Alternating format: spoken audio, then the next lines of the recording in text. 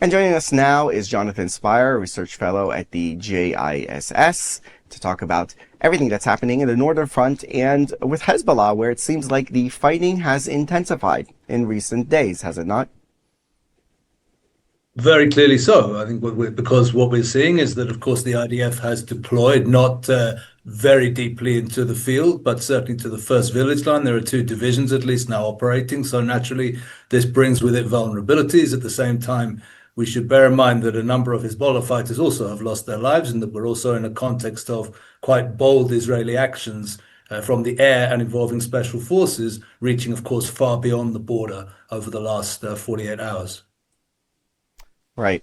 And also those rocket attacks have continued. At the beginning, they launched a very limited salvo at Israel, almost as if to say, look, we're doing something for Iran. But now it seems like they've decided to commit to that a little bit more, perhaps.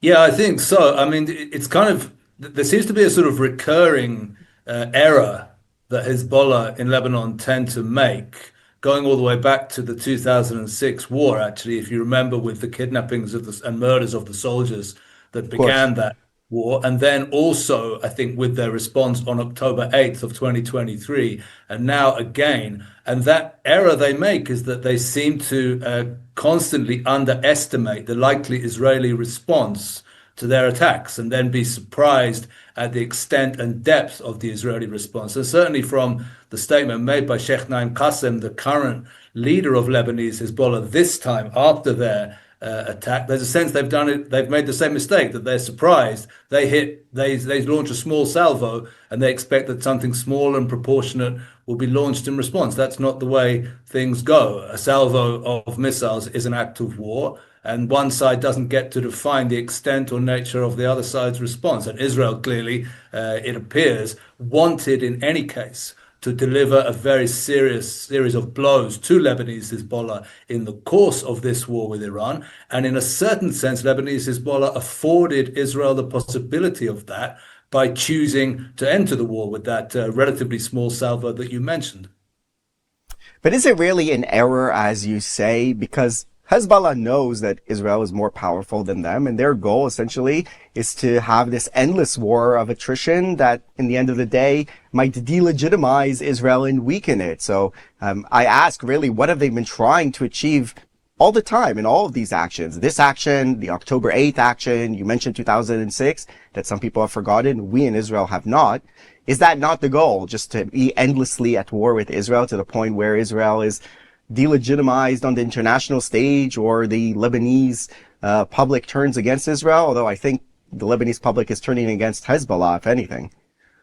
I think we should put the Lebanese public aside from its different discussion. But yes, your characterization of Hezbollah and Iran's long war strategy against Israel is accurate. The idea is to subject Israel to an endless series of attacks and of instability, with the notion, it's not quite clear how it's supposed to happen, but with the notion that eventually Israel will collapse. Now, the thing is, when I talk about Hezbollah's tactical errors, they fit with this strategic error as well. Where do the tactical errors come from, and where does the strategic error come from? It comes from a misreading, a fundamental misreading of the nature of Israel, because Hezbollah has inherited, in a way, from its Arab nationalist predecessors, the notion that Israel is inherently fragile and is inherently weak. And there are various explanations they give for this, but this fundamental picture is a very deep one in the conception of Lebanese Hezbollah. And this leads, I think, also to their tactical errors, because they think that Israel will be frightened to respond. Hassan Nasrallah, for example, on October 8th, had no idea of the kind of extent of response he would get from an Israel furious and hurting after the October 7th massacres, because he was still working according to that flawed conceptual map of Israel, which Lebanese Hezbollah and Islamic Republic of Iran and their various allies continue to operate under. And for that reason, they continue to make both tactical and, I would suggest, strategic errors. And also, Israel has changed a little bit the paradigm that it's operating under, because after that 2006 war, there was an international agreement that Hezbollah has to remain disarmed south of the Litani, and then they slowly but surely encroached and broke that agreement, and Israel kind of allowed it to happen. And it seems like Israel now is determined to not allow that to happen and being very active in preventing Hezbollah from rearming. Well, you're absolutely right. The Resolution 1701 turned out, predictably, by the way, many did predict it at the time, to be a dead letter, simply because the forces that were supposed to enforce it, namely the Lebanese armed forces, and of course the United Nations interim force in Lebanon, did not intend to do so and probably could not have done so even had they wished to do so. So there was nothing preventing Hezbollah from being rearmed by its Iranian patron, and that indeed took place. Yeah, there has been a change since 2006. There's been a profound change, of course, since October 2023, in the sense that Israel is no longer willing to try to deter forces like Lebanese Hezbollah. Rather, it wants to go forth and defeat and dismantle them. Having said that, we should be clear that between intention and effect, there still may well be some distance. It's not quite clear, even though Israel is hitting Lebanese Hezbollah much harder now than it has done in the past, and that's certainly welcome. It's not quite clear actually what the mechanism is supposed to be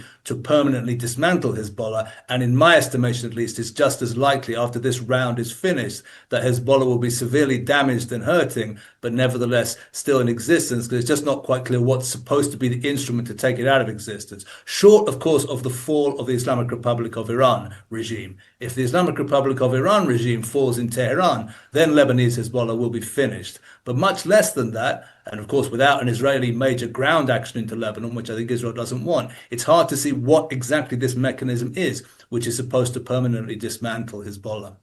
Well, definitely for something to happen, it has to involve the Lebanese state and the other parties in Lebanon. We did hear from the prime minister and from the president of Lebanon more harsh rhetoric against Hezbollah, calling aid to Hezbollah activity a criminal activity.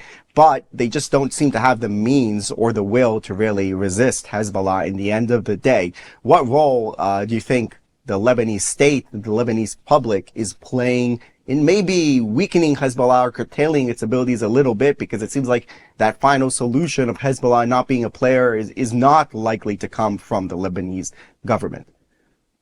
Well, first of all, you point to a very important development, actually, which was that, Prime Minister Nawaf Salam of Lebanon in the last days, I mean, following the Hezbollah attack on Israel, for the first time, actually, has declared Hezbollah activity to be illegal. That's to say, he's kind of said words which should have been obvious and maybe been said by Lebanese prime ministers in the past, but they have not been. He's declared Hezbollah's arms to be illegal. Now, that sounds like a very comprehensive and clear statement.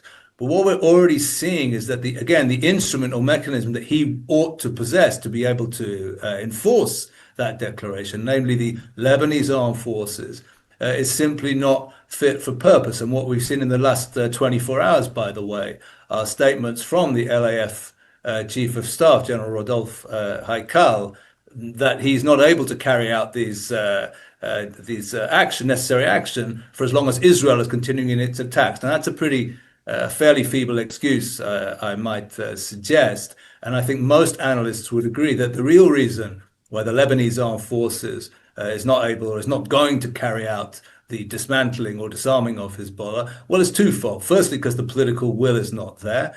But secondly, because as an organization, Lebanese armed forces is probably not able to confront Hezbollah head on. Lebanese armed forces is reckoned generally consist of around 50% Shia soldiers in the rank and file and around 30% Shia officers in the officer corps. A force like that, if it was ordered to confront Lebanese Hezbollah, would almost certainly simply split in two, and the result would be civil war. The Lebanese remain terrified of civil war, ready to make every excuse they can to avoid it. As long as that remains the case, those two factors, the lack of will and indeed the lack of capacity, it is simply an illusion to believe that the Lebanese state is going to confront Hezbollah. It's not willing to do so, and it is almost certainly also not able to do so. Well, certainly they have trauma from civil wars over there in Lebanon. The country is constantly torn apart by its different factions, the Sunni, the Shia, and the Maronite Christians. But we talked about that public opinion inside Lebanon, because the civilians are being dragged into these wars constantly by Hezbollah. Now, many of them had to evacuate in southern Lebanon. What are they saying over there, at least, on the radio and the media, about what's going on?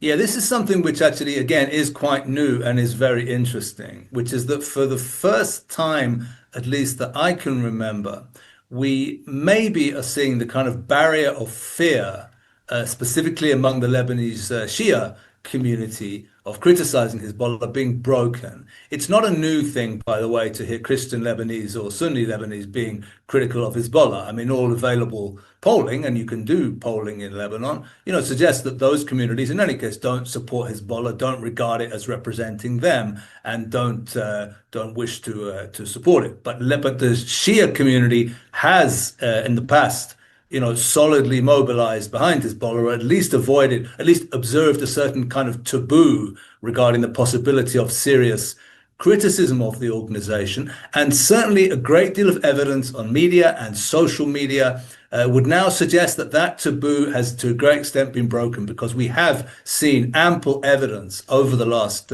days of Lebanese Shia coming out and publicly, I mean, Lebanese Shia civilians coming out and publicly criticizing Hezbollah and blaming Hezbollah for the fact that they have been displaced from their homes. It's worth noting that actually for the first time now, Israel has been warning very large populations, not just sort of inhabitants of this or that building, but very large populations of southern Lebanon and indeed of suburbs of Beirut, to leave their homes in advance of Israeli attacks. And it's interesting to note that I've seen a couple of examples of Lebanese Shia civilians actually blaming Hezbollah for that, not blaming Israel, saying, well, okay, Israel, of course, they regard Israel as an enemy.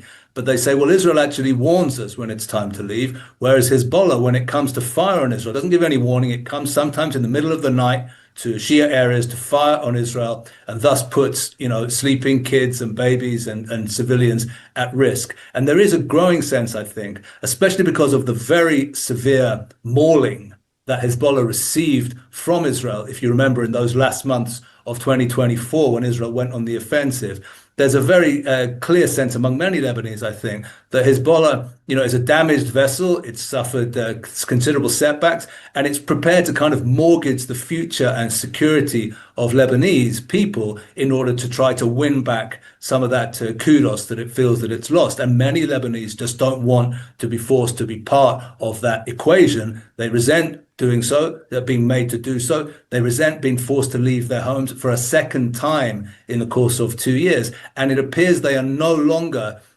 sufficiently intimidated or sufficiently feeling obligated to observe that former taboo, which largely held among Lebanese Shia regarding the issue of open criticism of Hezbollah. And that's a very, very notable development, I would say.